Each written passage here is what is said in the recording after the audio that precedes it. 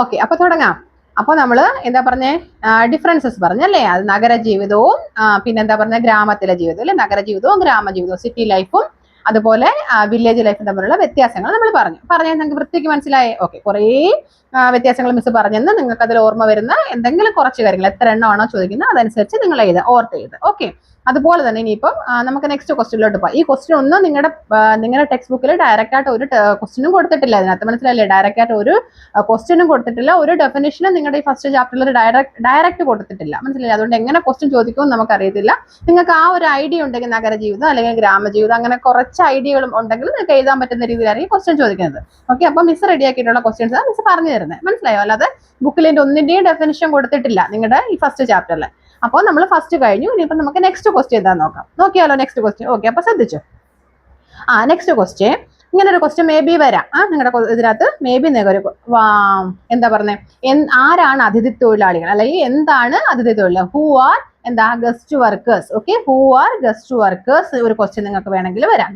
Who are guest workers, അല്ലെങ്കിൽ അവരെന്താണ് ചെയ്യുന്നത്, ആരാണ് അതിഥി തൊഴിലാളികൾ, ഓക്കെ, അവരെവിടെ നിന്നാണ് വരുന്നത്? മനസ്സിലായോ? ആരാണ് അതിഥി തൊഴിലാളികൾ, അവര് എവിടെ നിന്നാണ് വരുന്നത്? മനസ്സിലായോ? Which states do guest workers come from? Kerala. Okay, അല്ലെങ്കിൽ വാട്ട് ആർ ഗസ്റ്റ് വർക്കേഴ്സ്, ഇങ്ങനത്തെ ഒരു ക്വസ്റ്റ്യൻ വേണമെങ്കിൽ നിങ്ങൾക്ക് വരാം. അതിഥി തൊഴിലാളികൾ എന്താണെന്നൊരു ക്വസ്റ്റ്യൻ. മനസ്സിലായി? അപ്പൊ എന്താണ് അതിഥി തൊഴിലാളികൾ? നിങ്ങൾ തന്നെ സിമ്പിൾ ആയിട്ട് പറഞ്ഞ എന്താ അതിഥി തൊഴിലാളികൾ? നമ്മൾ എന്താ പറഞ്ഞത്? നമ്മളിപ്പോ എവിടെ പോയാലും നമ്മൾ പറയും ആ കട നിറച്ചും ബംഗാളീസ് ആയിരുന്നു, ആ കട നിറച്ചും ബംഗാളീസ് ആയിരുന്നു അല്ലേ. ബംഗാളീസ് പറഞ്ഞൊരു ഒരു വാക്ക് നമ്മൾ അതിനായിട്ട് അങ്ങ് ഉപയോഗിച്ചേക്കും അല്ലെ. എന്തിനാ അവരെ നമ്മൾ ഇതിന് മാത്രമായിട്ട് അങ്ങ് ഉപയോഗിച്ചേക്കുക? എന്നാ ബംഗാളീസ് മാത്രമാണോ? അല്ല. പക്ഷെ അവരിപ്പോ തമിഴ്നാട്ടിൽ നിന്നുള്ളവരായിക്കോട്ടെ, അല്ലെങ്കിൽ ഉത്തർപ്രദേശിൽ നിന്നുള്ളവരായിക്കോട്ടെ, രാജസ്ഥാനിൽ നിന്നുള്ളതായിക്കോട്ടെ, നോർത്ത് ഇന്ത്യയിൽ നിന്നുള്ള അല്ലെങ്കിൽ നമ്മുടെ കേരളത്തിൽ നിന്നല്ലാത്ത വേറെ ഏത് ജോലിക്കാരെ നമ്മൾ നമ്മുടെ കേരളത്തിൽ കണ്ടാലും നമ്മൾ എന്താ പറയുന്നത്? ആ കട മൊത്തവും ബംഗാളികൾ, അങ്ങനല്ലേ നമ്മൾ പറയുന്നത്. അപ്പോ എന്താ അതിഥി തൊഴിലാളികൾ?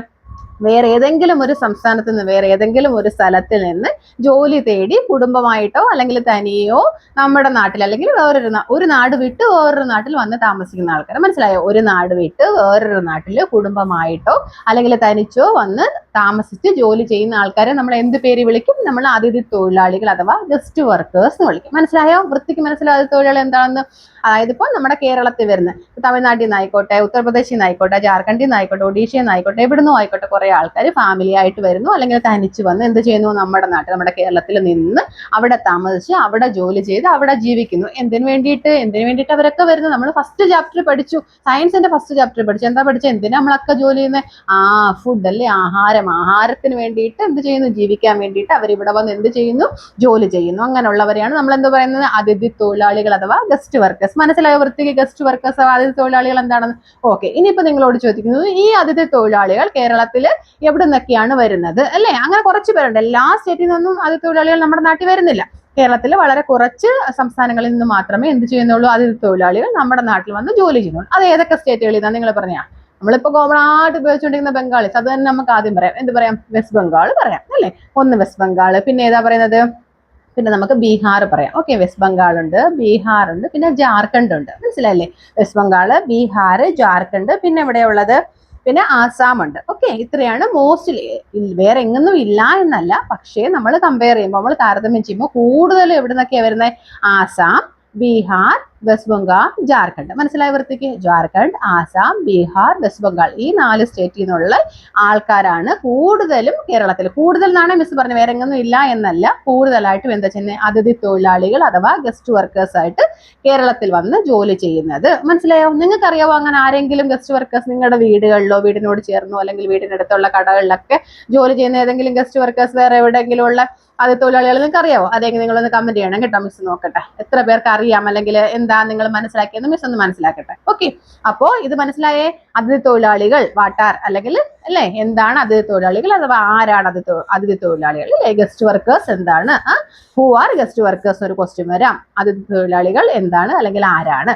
അതുപോലെ ഏത് സ്റ്റേറ്റിൽ നിന്നുള്ള അതിഥി തൊഴിലാളികളാണ് കൂടുതലായിട്ട് കേരളത്തിൽ വന്ന് എന്ത് ചെയ്യുന്നത്? ജോലി ചെയ്യുന്നത് എന്നൊരു ക്വസ്റ്റ്യൻ വരാം. മനസ്സിലായോ? ഇതിന്റെ ക്വസ്റ്റ്യനും ഇതിന്റെ ആൻസറും വൃത്തിക്ക് മനസ്സിലായോ ഇല്ലയോ? ഓക്കെ, ഇനിയിപ്പോ നമുക്ക് നെക്സ്റ്റ് ക്വസ്റ്റ്യൻ നോക്കിയാലോ. നെക്സ്റ്റ് ഒരു ക്വസ്റ്റ്യൻ നമുക്ക് കോമൺ ആയിട്ട് തന്നെ ക്വസ്റ്റ്യൻ ചോദിക്കാം. ഇപ്പോ പീലിയുടെ ഫ്രണ്ട്സ് അല്ലെ, പീലിയുടെ ഫ്രണ്ട്സ് എല്ലാം ഇവിടെ വന്നു, പീലിയുടെ വീട്ടിലോട്ട് വന്നു. അപ്പൊ പീലിയുടെ അച്ഛൻ എവിടെ ഉണ്ടായിരുന്നോ? പീലിയുടെ അച്ഛൻ അവിടെ ഇല്ലായിരുന്നു. സപ്പോസ് ഉണ്ടായിരുന്നെങ്കിൽ ഇല്ലാതെ പീലിയുടെ അച്ഛൻ അവിടെ ഇല്ലായിരുന്നു. എവിടെ പോയേക്കുമായിരുന്നു? പീലിയുടെ അച്ഛൻ പാടത്ത് പോയേക്കുമായിരുന്നു. ഇപ്പൊ നിങ്ങളോട് പറയുവാണ്, നിങ്ങൾ പീലിയുടെ അച്ഛനെ കാണാൻ എവിടെ പോയി? പാടത്ത് പോയി ഇല്ലേ? പീലിയുടെ അച്ഛൻ ജോലി ചെയ്തുകൊണ്ടിരുന്ന ആ സ്ഥലത്ത് പോയി പീലിയുടെ അച്ഛനെ നിങ്ങൾക്കൊന്ന് ഇന്റർവ്യൂ ചെയ്യണം അല്ലെ. അവർ നിങ്ങളോട് പറയാണ് പീലിയുടെ അച്ഛനെ ഇന്റർവ്യൂ ചെയ്യാൻ വേണ്ടിയിട്ട് ഒരു 3-4 ക്വസ്റ്റ്യൻസ് തയ്യാറാക്കുക. മനസ്സിലായോ? ഈ മിസ് എന്താ പറയുന്നതാണ് നിങ്ങൾ പറയുന്നത്? ഇങ്ങനെ ക്വസ്റ്റ്യൻ വന്നാലും നമ്മൾ പ്രിപ്പയർഡ് ആയിരിക്കണം. നമ്മളെല്ലാത്തിനും പ്രിപ്പയർഡ് ആയിരിക്കണം. നമ്മുടെ ജോലി എന്താ? പഠിക്കുക എന്നുള്ള മാത്രമേ ഉള്ളൂ നമ്മുടെ ജോലി. ബാക്കിയൊക്കെ എന്താ? ബാക്കിയൊക്കെ അങ്ങ് പൊക്കോട്ടെ അല്ലേ. നമ്മൾ പഠിക്കുക, പരീക്ഷ ക്വസ്റ്റ്യൻ എന്ത് വരുന്നോ നമ്മൾ എഴുതുക. പഠിച്ചാൽ നമുക്ക് എവിടുന്ന് ക്വസ്റ്റ്യൻ വന്നാൽ എഴുതിക്കൂടെ? മനസ്സിലായില്ലേ? അപ്പൊ നിങ്ങളോട് ചോദിക്കുക, പീലിയുടെ അച്ഛനെ നിങ്ങൾക്കൊന്ന് ഇന്റർവ്യൂ ചെയ്യണം. പീലിയുടെ അച്ഛനെ ഇന്റർവ്യൂ ചെയ്യാൻ വേണ്ടിയിട്ട് എന്ത് ചെയ്യാം? ഒരു 3-4 ക്വസ്റ്റ്യൻ തയ്യാറാക്കാൻ നിങ്ങളോട് പറയാം. നിങ്ങൾ എന്ത് ചെയ്യും? നിങ്ങൾ ക്വസ്റ്റ്യൻസ് തയ്യാറാക്കുമോ? നിങ്ങൾ ക്വസ്റ്റ്യൻ, പീലിയുടെ അച്ഛന്റെ പേരെന്താണ്? പീലിയുടെ അച്ഛന്റെ വയസ്സ് എത്രയാണ്? പീലിയുടെ അച്ഛന്റെ ഡേറ്റ് ഓഫ് ബർത്ത് എന്താണ്? പീലിയുടെ അച്ഛൻ പഠിച്ച സ്കൂൾ ഏതാണ്? ഇതൊക്കെയാണോ? ഇതൊക്കെ വേണമെങ്കിൽ നമുക്ക് പറയാം. ഇന്റർവ്യൂ എന്ന് പറയുമ്പോൾ നമുക്ക് ഇഷ്ടമുള്ള ക്വസ്റ്റ്യൻ ചോദിക്കാമല്ലോ. പക്ഷേ നമ്മളിപ്പോ എവിടെ വന്ന് നിൽക്കുന്നത്? നമ്മളൊരു ഗ്രാമത്തിലാണ് വന്നിരിക്കുന്നത്. പീലിയുടെ അച്ഛൻ ആരാ? പീലി ആയിക്കോട്ടെ, പീലിയുടെ ഫാമിലിയെ എന്താണ്? കർഷക ഫാമിലിയാണ് അല്ലെ, കർഷക കുടുംബമാണ്. പീലിയുടെ അച്ഛൻ ഇപ്പൊ നിൽക്കുന്നത് എവിടാ? പാടത്താണ് നിൽക്കുന്നത്, കൃഷി ചെയ്തുകൊണ്ട് നിൽക്കുന്നത്. അങ്ങനെ നിൽക്കുന്ന ഒരാളോട് നമ്മൾ ക്വസ്റ്റ്യൻ ചോദിക്കുമ്പോൾ സ്വാഭാവികമായിട്ടും നമ്മൾ ഏത് രീതിയിലുള്ള ക്വസ്റ്റ്യൻ ചോദിക്കണം? കൃഷി സംബന്ധമായ ക്വസ്റ്റ്യൻ വേണം നമ്മൾ ചോദിക്കാം അല്ലെ. സ്വാഭാവികമായിട്ടും അങ്ങനെ തന്നെ വേണം ചോദിക്കാം. അപ്പൊ നമുക്ക് ആ ക്വസ്റ്റ്യൻസ് 2-3 പരിചയപ്പെട്ടാലോ? ശ്രദ്ധിച്ചു എല്ലാവരും? Okay, first one. ഓക്കെ, ഇപ്പം പീലിയുടെ ഫ്രണ്ട്സും വീട്ടിൽ വന്നപ്പോ എന്ത് ചെയ്തു? പീലിയുടെ അമ്മ അവർക്ക് എന്തുണ്ടാക്കി കൊടുത്തു കഴിക്കാനേ? പീലിയുടെ അമ്മ എന്താ ഉണ്ടാക്കി കൊടുത്തേ?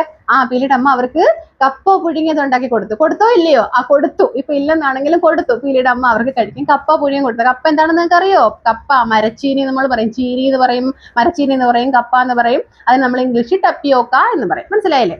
ഓക്കെ, അപ്പോ ടപ്പിയോക്ക എന്താണ്? ടപ്പിയോക്ക അത് ഈ പിള്ളേര് കഴിച്ചില്ലേ?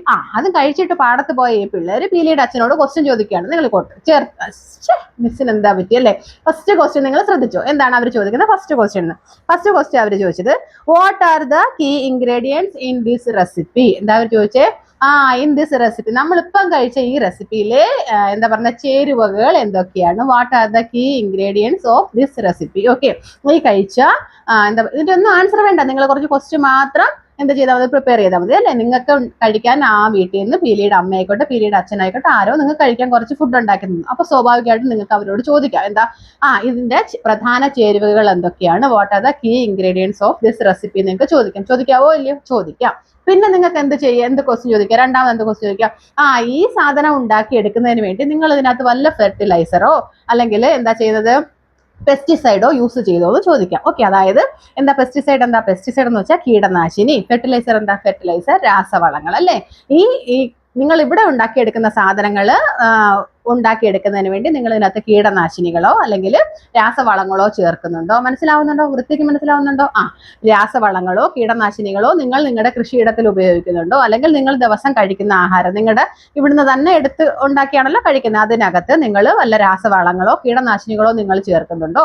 നിങ്ങൾ ഈ ഉണ്ടാക്കിയ സാധനത്തിന്റെ റെസിപ്പി എന്താണ്? അല്ലെങ്കിൽ അതിനകത്ത് ചേരുവകൾ എന്തൊക്കെയാണ്? എന്തൊക്കെ ഇൻഗ്രീഡിയൻസ് ആണ് നിങ്ങൾ ചേർത്തിരിക്കുന്നത്? രണ്ടെണ്ണം മനസ്സിലായോ?